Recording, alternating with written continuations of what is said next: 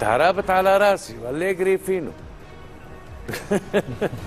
طيب تعرابت يا اهلا وسهلا. لاعب المغربي طبعا لاعب الجينوفا حاضر جاهز تعرابت؟ جاهز. اي تفضل عبد المجيد. جاهز. تفضل سيدي. In italiano facciamo meglio così parla. Allora, com'era la partita? Era difficile. كيف رأيت المباراة؟ هل المباراة كانت صعبة؟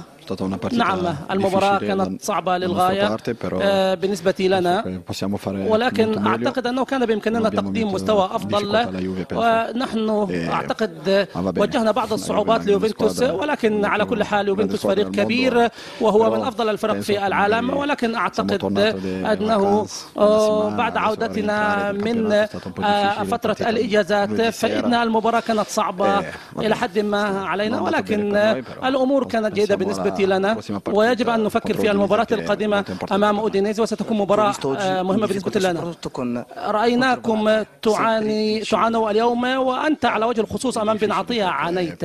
نعم الأمر صعب، هم يستحوذون على الكرة وأنا كنت أطلب الكرة في العمق ولكنها لم تكن تأتي إلي، وكنت أتمنى أن تأتي لي الكرة لأنني دائما أكون سعيدا عندما تكون الكرة بين قدمي.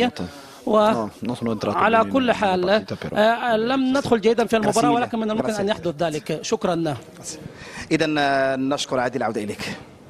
شكرا لك ولعادل عبد المجيد. يعني هكذا نصل إلى الختام بالنسبة لهذا الاستوديو التحليلي. كل الشكر لحسام حاج علي. شكرا هشام. شكرا.